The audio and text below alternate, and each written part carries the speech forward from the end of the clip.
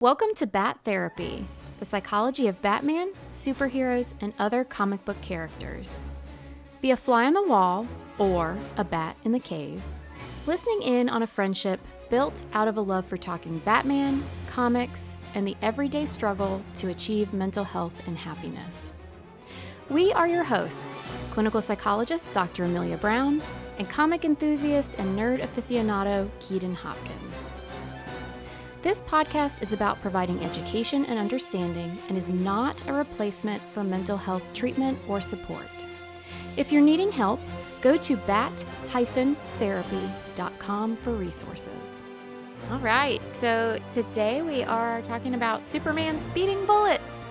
I remember the very first time someone told me to read this, they were like, you have to read it, Keaton, and would not tell me what the plot was. They're like, you just got to read it, and then after you finish, you're going to call me and we'll talk about it. I was like, what? He's like, you're going to buy this particular comic, and then you're going to read it, and then we're going to talk about it. And he gave it in a way like, it was like a prophecy. Like you're gonna want to talk about this. And so I remember when I first even looking at the cover, I was like, what's happening here? But what's going on? Is Batman like flying around? And sure enough, he was. So this comic is very interesting. Of course, this season everything is Elseworlds, and this comic is interesting because Kal-El still lands in a field, but instead of the Kents finding him, it is Thomas and Martha Wayne. Woohoo! And of course, he gets raised by Thomas and Martha, and then of course, things are just going happy-go-lucky. They are the perfect happy family, and then it goes awry because that's how it goes for the Waynes. Yeah. And in Gotham. Everything goes awry in Gotham. So Superman Speeding Bullets came out in 1993. It was created by J.M. Mateus and Eduardo Barreto. It's a lot of fun. It's a lot of fun because, and this is what makes Elseworld stories so interesting to me. A lot of times they'll make a switch and the protagonist has something different about them. But do you ever notice that whenever they do that, the side characters also have something super different about them as well? Yep. And that's what makes it a lot of fun. Like even when I think about Flashpoint, in Flashpoint you had all of these different characters that were completely different versions of themselves. Like in Superman Red Sun, it's like Hal Jordan's just still a regular pilot. And he has like a jetpack, and you see the ripple effects, Yeah. which is really cool. Yeah, I agree. I think that's some of my favorite part too when it comes to Elseworlds, alternate reality, all that stuff is being able to see not just that character change, but how it changes all these small little things within the universe. What I love about this is the biggest difference, the Waynes dying and how it happens. And I think we've talked about it a little bit before because they do the growing up montage that's really wonderful because they talk about how Thomas Wayne teaches him that violence isn't the answer and it's all about being an intellectual and being smart. And then on the other side of that, Martha Wayne is constantly teaching him just compassion and a love for people and like a yearning for humanity. And so they raise him to be a great kid. They're doing a great job parenting him. He just lives an extremely sheltered life because they're keeping their secret little alien baby at their who they can mansion. Secret little alien baby who they can tell, okay, there's something different about him and we don't fully understand it all. Right. But let's be a little careful, which is fair. But I think actually a really good point too, in that he had very few supports. In fact, I think at one point it talks about how he's pretty secluded. So despite the great parentage, he does get lonely, and like Alfred is his best friend and confidant. And so you essentially so he's Bruce Wayne, which hurts my brain. It's confusing. It's It's so confusing. confusing. So his name is Bruce Wayne because he's their Bruce. So my head hurts, but yeah. So this is Bruce Wayne, even though technically it's Superman Clark Kent Right. character. Right. So this Bruce Wayne still has kind of certain things that would make life different, like having a butler and the money and the notoriety of the parents. But you're so right in terms of this piece of the kind of seclusion component that you have your parents murdered. So you still unfortunately have, once again, this Gotham style ending of his parents and how in them dying. And yeah, that's going to hit a little bit different for him compared to the Bruce Wayne that we know. One of the funniest things about it that I noticed, I'm like, oh, okay, so in this comic, Batman is rich and he has superpowers. Like it's like normally people are always picking like Batman doesn't have any superpowers except for all of his money, and it's like now he has both. And, So ha. right, right, You happy now? right. Like, look, what's up? You got something to say? I didn't think so, but Yeah, and it's interesting because I don't know if this is the impression you got, but so like Keaton, you were mentioning, you get to see all these side characters and how they change. And interestingly, because I expected them to have this new Bruce Wayne interact with the normal Bruce Wayne characters, but aside really yeah, from Alfred, they actually pull in all the Clark Kent characters and somehow all of them end up merging into Gotham and shifting from yeah. Metropolis. And I yeah, was shocked by that. it's a very interesting kind of transition of things. Yeah, And with that, with his interactions with these characters, you actually get to see how his because you have Batman and Bruce Wayne just like you normally do, the right. two parts of him. Yes. And yeah, it's very interesting because I don't know if you got this impression, but it seems like Bruce Wayne is a much more active character in society. I did. I did pick up on that. Like people love Bruce Wayne. He's not just the weird jerk playboy that people don't really like. People look up to him. Like Yeah. he's a symbol of hope. Yep. He's a symbol of hope, which honestly it's funny because Batman, despite being having his issues, people in Gotham see Batman as a symbol of hope. They're just like, "You True. know what? We might just make it through this. We got Batman." And in this they're saying that, but it's about Yeah. Bruce. And in fact, when Lois Lane first encounters Batman, she she sees him as quote a dangerous psychopathic animal. Right. Yikes. Zoinks. So, versus Bruce Wayne. Yeah, it's definitely interesting, all these like little nuances that are different. And I think when you hit on the fact that he has more of this isolation before the trauma, I bet that comes into play with a lot of that stuff and how some obviously part of it just being the personality of Clark Kent being there, but also just that isolation piece. What's interesting is he never goes through like a training montage or anything like that. So Mm, when the Waynes die, as he's crying, and this is something I always thought was super cool with this comic. His heat vision activates and Joe Chill is no more. Joe Heated. Yeah. Joe uh thawed. Joe thought yes, there we go. Yes. Oh, we're Yes. bad people. It's a Oh comic. man. It's not real life. No. Whatever. But that's funny. No, Joe thawed. I like that. Yeah, but it activates the heat vision and then it proceeds to just play out where Alfred raises him Mhm. and wants him to be more than just locked up in his house all the time. But it is really funny because you constantly think of the Bruce Wayne character, and he's not that character, especially Yeah. after he meets Lois, Mm. who is just Lois. Like they didn't really do anything to change Lois. She's still just like I'm gonna fight. Like I'm gonna like, I'm gonna Yep. fight these guys. I'm gonna get the best story ever, and that's gonna be that. Uh, The only difference is she moves to Gotham and works at a paper there yeah, instead of staying in Metropolis. yeah. So Bruce, like, in order to fight corruption, he goes and just basically steals all the people from the Daily Planet to work at the Gotham Gazette.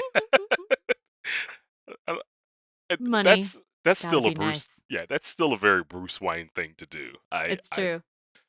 I feel, but I really did enjoy just this aspect of him just being a rich philanthropist, but then he has additional trauma happen that Mhm. causes him to take on the Batman persona because he's just kind of minding his own business, and then Alfred gets attacked, and Within the mansion. yeah, within the mansion. And and I feel like there was the villain had like an umbrella. I didn't know if it was supposed to be the Penguin that was doing it. Like I feel like I remember the villain having an umbrella or something.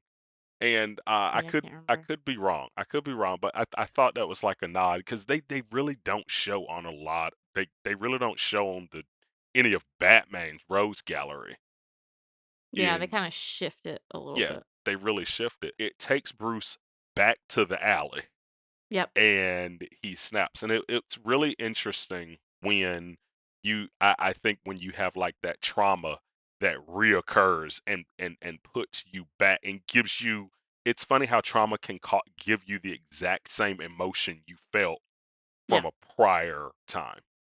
Yeah, it when it comes to just our memories in general, they are very powerful. They're not perfect.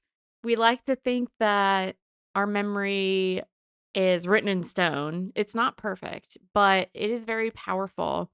And it's meant to help us learn and connect similar experiences to one another. But unfortunately, when something really terrible or intense happens, sometimes it can kind of get stuck.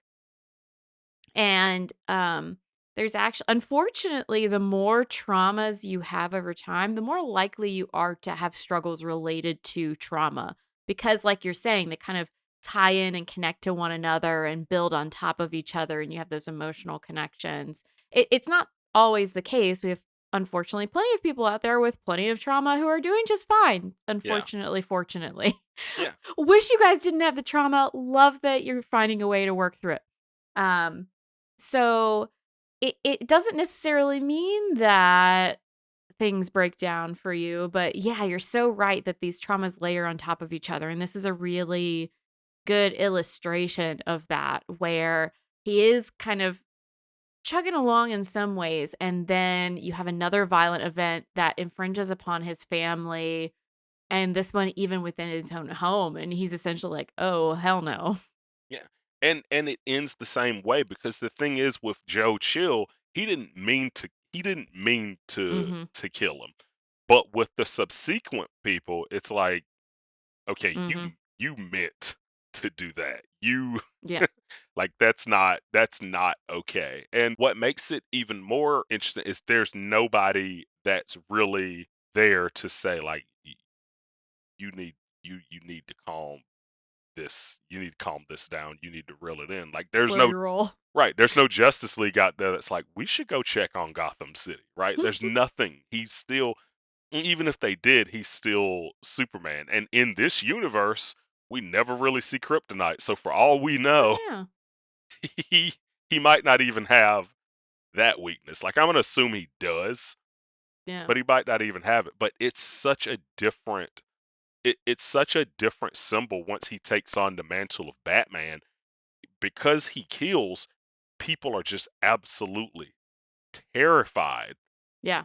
of him. Yeah, it's I found that very poignant where they don't explicitly say it outright until the end of the comic, but essentially through the entire thing, they are looking at the fact of hate and pain and trauma, like you were referring to before, being behind the symbol of Batman, which is, of course, not untrue of our original Batman, but they're really at the end they say it most poignantly, where essentially it's a symbol of hate, Mhm. and shifting from a symbol of hate to a symbol of hope. They literally shift him from Batman's uniform eventually to Superman's at the very, very end, which Check. is him more embracing the Bruce Wayne side of himself in the superhero form.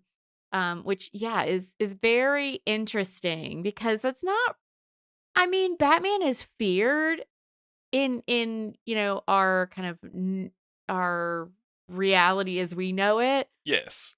but he's not a symbol of hate and pain in the Yeah. same way that you see here. And yeah, there are these slight variations in terms of how he had to be brought up because of the superpowers, and then how that would impact how his parents were taken from him. He also, by the way, what I found intriguing too is he must have had a different reaction to them dying in the moment, because Joe Chill turns to him, says, "Stop crying," or doesn't like that he's crying or something, and then Yeah. attempts to kill this Bruce Yeah. and shoots him, which we know doesn't happen in the original storyline because Bruce would be dead.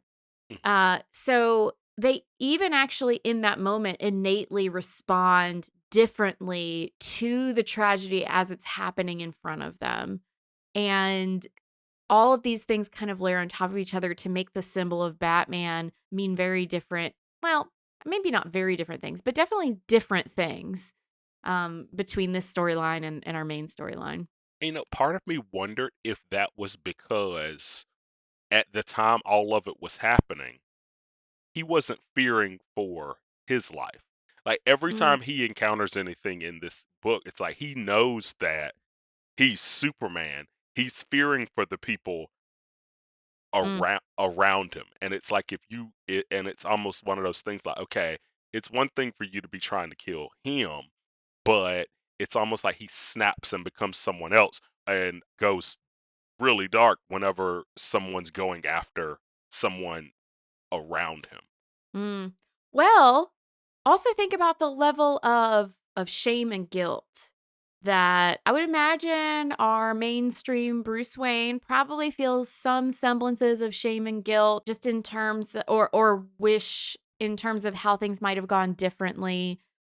He's definitely he's not exactly not stuck in the past himself. I mean, come on, he dresses as a bat Right, based off of all this stuff. Like, we know he's not normal, okay? right.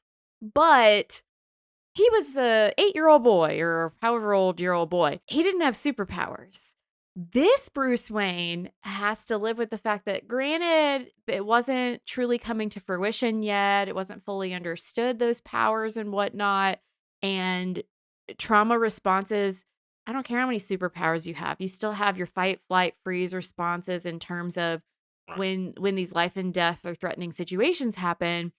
Your brain and body, unless you are highly trained in a certain way, is gonna have its natural responses, superpowers or not. But he has this layer of, "Oh, crap. I maybe I could have done something." Yeah. And that can add a layer for people that really makes it difficult to move past the trauma. I feel like this comic had a big theme of just reoccurring trauma too, because on the other side of that, Lex Luthor is in this story. Yes. Oh, Lex. And he looks a lot more in this one. I feel like Lex looks a lot more like Wilson Fisk, like the Kingpin.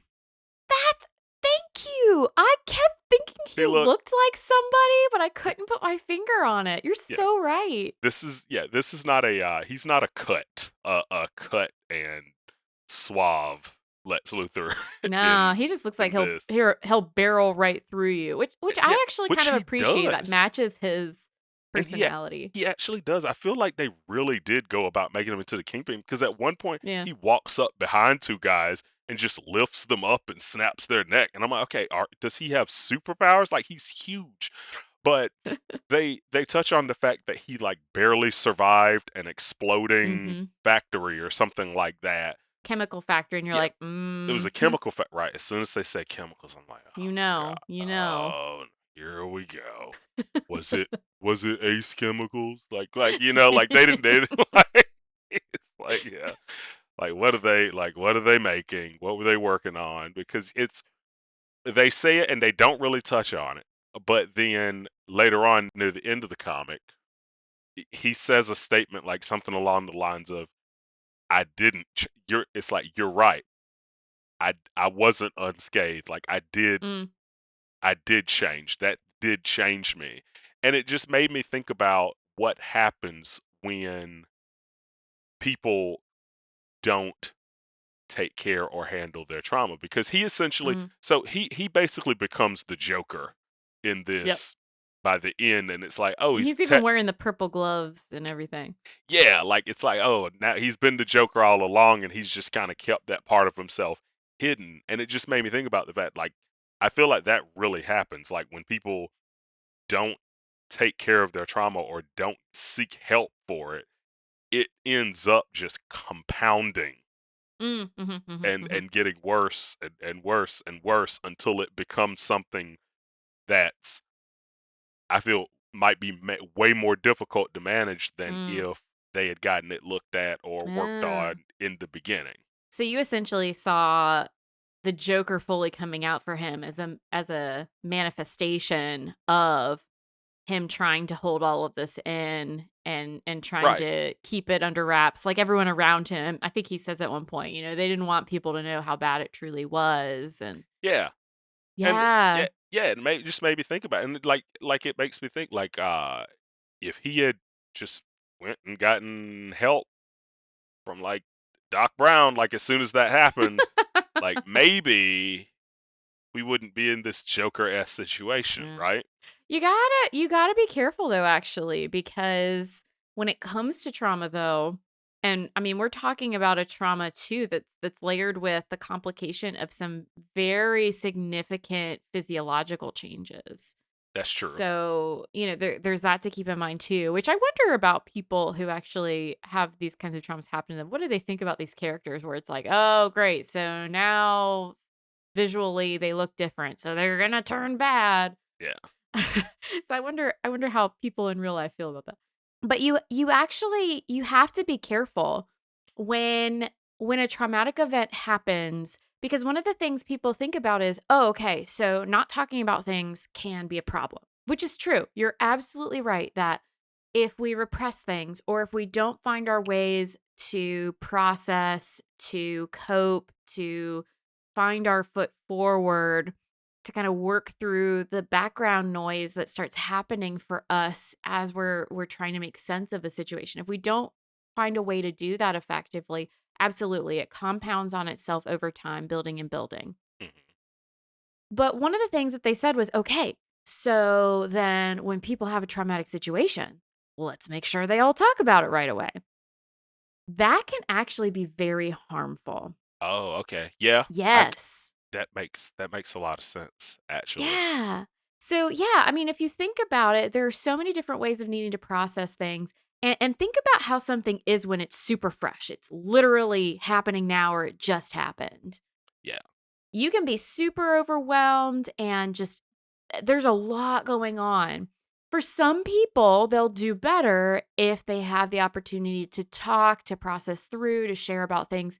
For others, you're actually increasing the potential for them to have some sort of like PTSD, post traumatic stress disorder, or other difficulties and disorders. So you actually have to be very mindful. And when they do things like doing crisis response and that sort of thing, you have to be very mindful because, yes, you don't want it to compound. And then at the same time, the solution might not have been for someone to sit down with Lex Luthor right after the injury and say, okay, talk through the entire trauma that just happened to you. Yeah. Yeah. Yeah, because yeah, when you said that, it kind of just makes me think about whenever you you see like trauma portrayed in film, or even I mean it possibly in real life. I've never experienced this myself, but you'll hear whoever the doctor or social worker or therapist, whoever it is, just saying you can talk whenever you're ready. Like it's not Yes. something where they're pushing it, which Exactly. that does make sense. Yeah, it's definitely one of those things that can be kind of a tricky balance because you want to make sure that people have the help and support if they need it. And people like Lex Luthor might be particularly stubborn and not utilize that when it would be useful.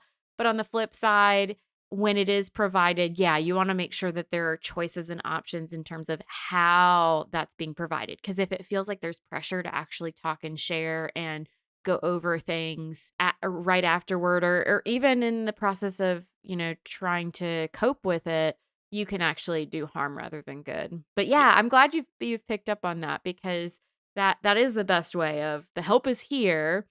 right. Make sure you're doing what you need to do so it doesn't compound on itself. But that doesn't necessarily mean that you need to rehash the trauma right away. Or Yeah, even you may not need to go through it in detail at some point. But you want to, yeah, with Lex, there was definitely a burying kind of thing happening. And then whoop, all yeah. of a sudden the Joker popped Then out. yeah, it was like a big time like code switch. Like, oh, this is not Lex Luthor anymore. This is Uh huh. something else. Because he didn't seem as conniving and cunning in this either. It kind of seemed like he was just, I buy everything I want, and you stay out of my way, or I'll have you killed. Like it's all Yeah. really just like he wasn't the he was very different Lex Luthor in that he wasn't the mastermind thinking 5 and 6 chess moves ahead. Yeah. Right? You never really see that. So here's my thing. What I would have actually liked to see with this storyline, if it played out. So, I mean, this is one longer issue, but if it was like a larger storyline that they expanded more, I think it was kind of a missed opportunity, because I agree. He felt watered down in terms of Lex Luthor, but also watered down in terms of the Joker, in terms of that conniving Yes. component. And I think you could put them together, just like the Superman Batman situation happening in this. You Hmm. could put the Lex Luthor Joker together and have a truly terrifying villain. Yeah, you absolutely can. And in the comics, in like comic books or like TV shows, whenever Lex Luthor and Joker have been working together, it is terrifying because it's like, okay, because Lex Luthor always seems to know like I am the smartest guy in the room, but you can't trust that guy because he literally just does not care. Like Yeah. he's a wild card and you never know what to expect. And so he's one of those people that actually kind of really watches himself hard around the Jokers. It's like, okay, we have a common goal, but at any given moment, your goal might just switch, and you just might say, "Oh, screw it, I'm just gonna kill everyone," and that'll be that. And it would have been interesting to see both of them almost as like a Harvey Dent or Two Face Mm, type character, where it's like you see the two different Lexes this time, and it's like, okay, there's one that's definitely more yeah. chaotic, and then there's one that's a lot more cunning and collected. You know,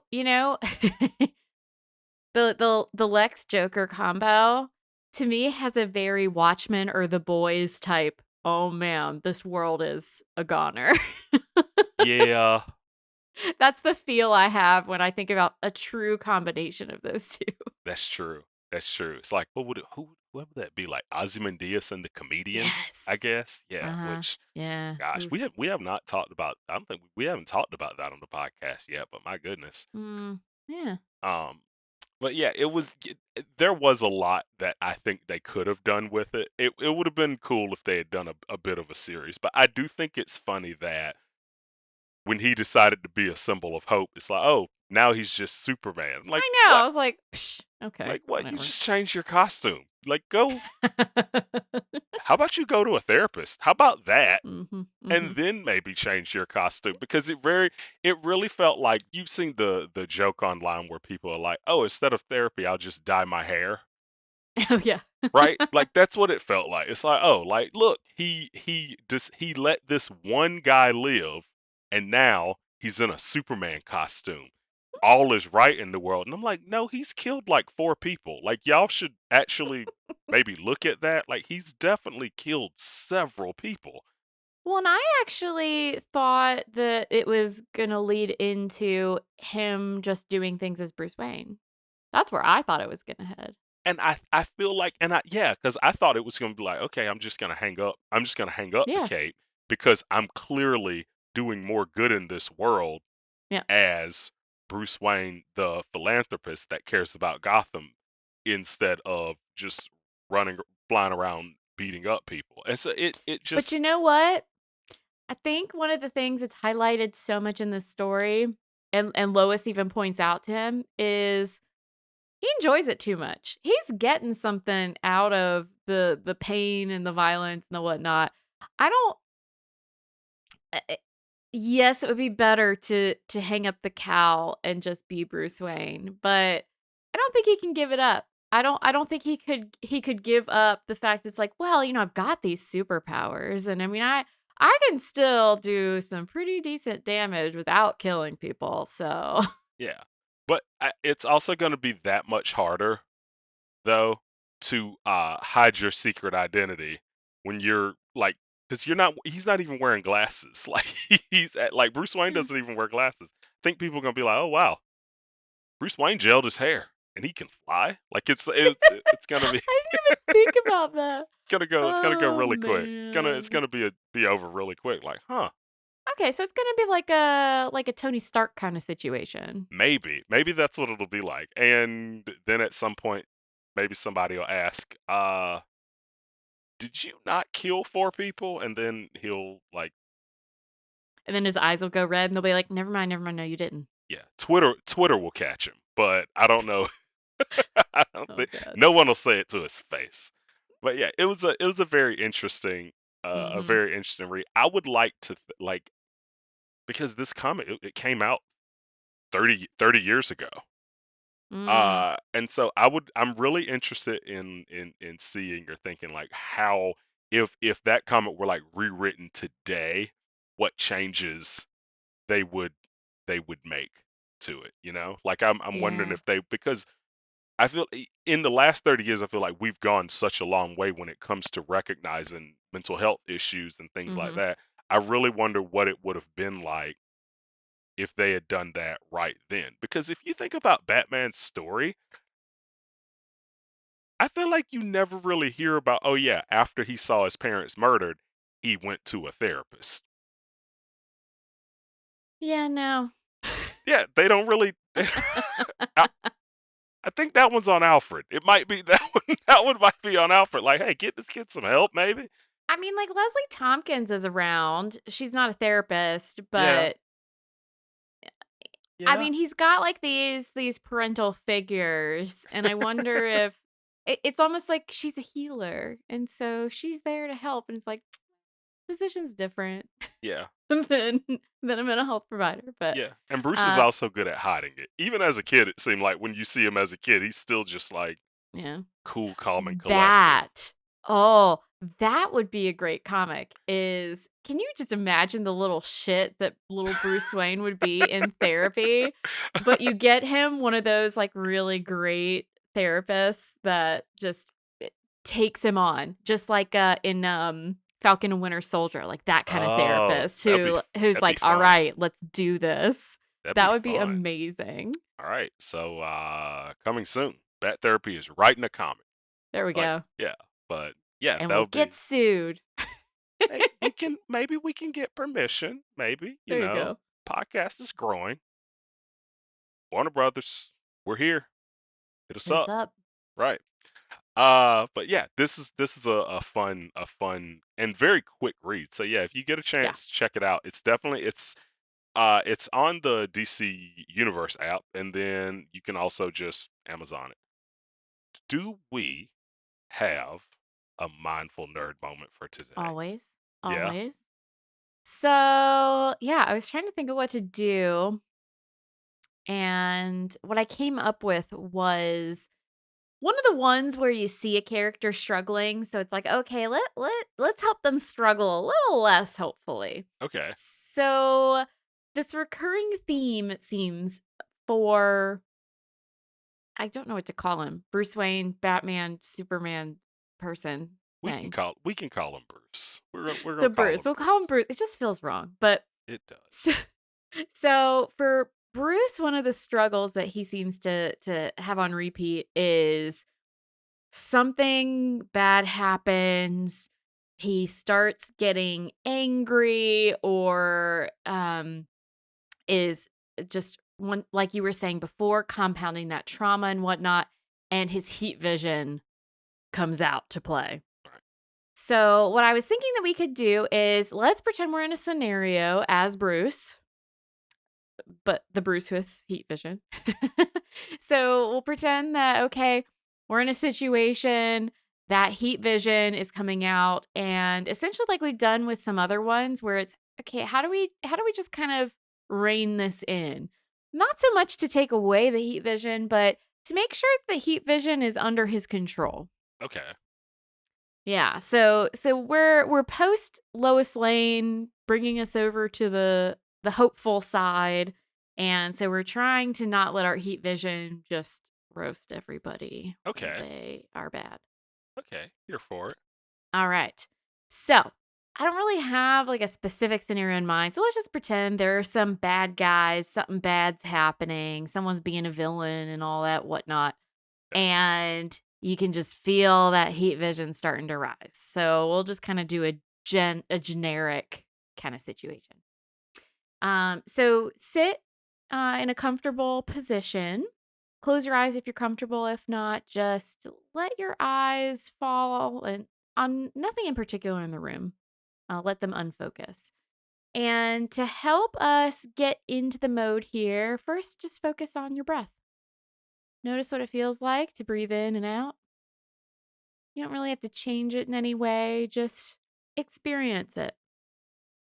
Taking this moment to really hone in on that one point in your body or that one experience you're having of the breath.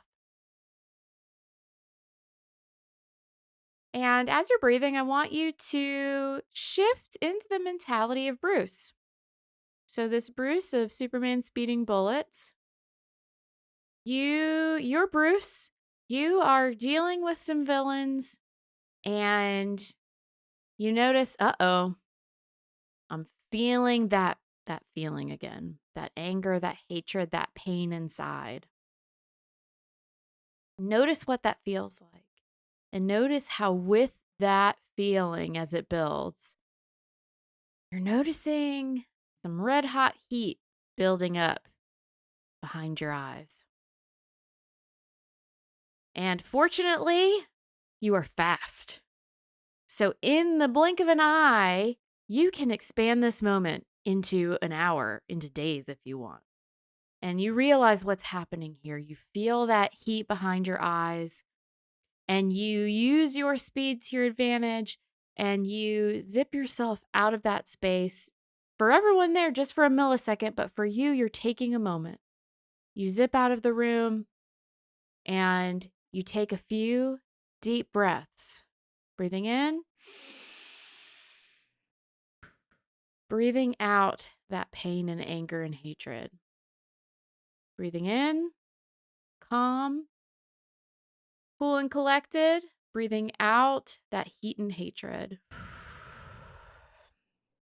Breathing in the calm, cool, collected. Breathing out the heat and the hatred.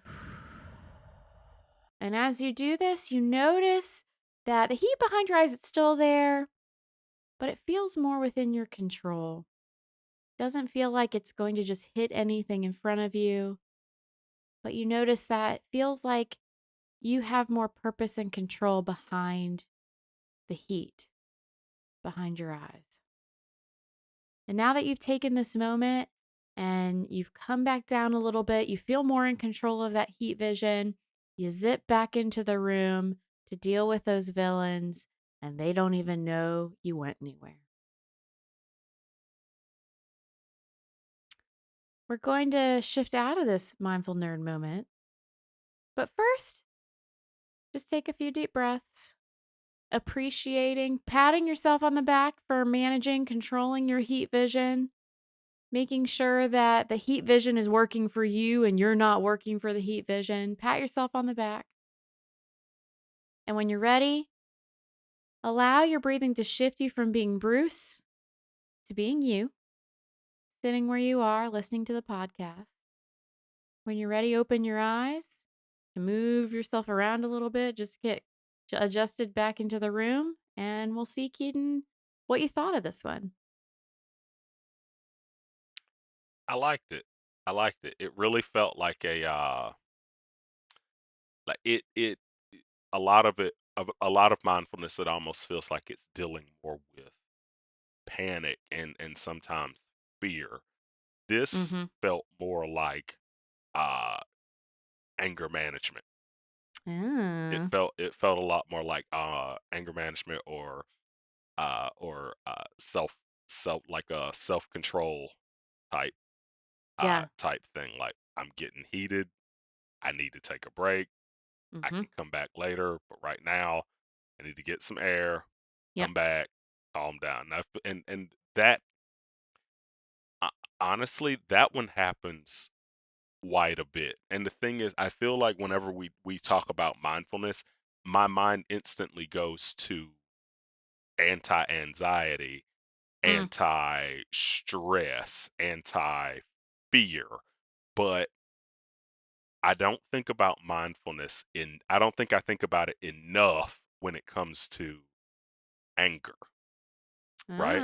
Because yeah. so many times when I think about anger, I'm thinking, don't let someone get you riled up. Don't let Mm-hmm. someone make you angry is what you want. But I don't really think about the fact of, you're angry now. How do you handle it? How Yep. do you get away from it? Especially but like when it comes to terms of mindfulness, and I've never really pat myself on the back whenever I've had to walk away and Mm, take a breather. I've never really pat myself on the back for that, because in my mind it's like, ugh, got angry. And it's like, but that's like a normal human thing that's yes. completely okay. But you also can't stay that way, Yes. right? There's a difference between anger and aggression. Okay, Anger is the feeling. Aggression are specific behaviors that can happen due to us being angry. right. And so what can happen is I love that you're pinpointing this because yeah, we don't pat ourselves on the back for taking the opportunity to feel our feelings and to pause in that moment to allow those feelings to get us where we need to go. If we don't pause, that anger is more likely to turn into aggression, which is essentially things like heat vision, creating a Joe Thawed, Mhm. right?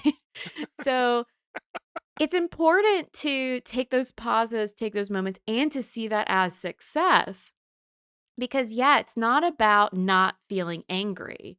Because just like happiness, excitement, sadness, et cetera, et cetera, et cetera, these feelings tell us something. And so, okay, what is it telling me? But in order to know what it's telling us, sometimes we've got to bring the level down a little bit. And so if you're getting to heat vision level, you need to take a pause. Time to take a yeah, definitely need to take a break at that point.